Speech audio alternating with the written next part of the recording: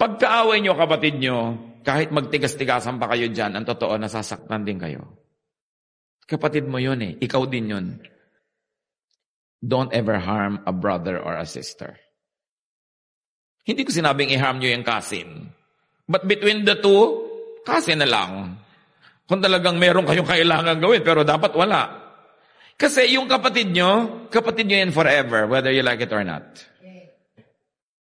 Magsumpaan man kayo, hindi pwedeng hindi kayo magkita pag may ikinakasal, pag may inililibing, pag may ibinuburol.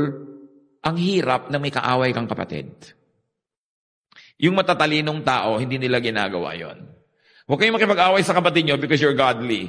But if you are not really that godly, at least be intelligent.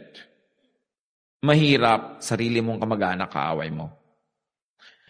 Kaaway mo, pinsan mo, magkikita-kita rin kayo kahit anong mangyari. Ang totoo niyan, dapat nga wala kang kaaway.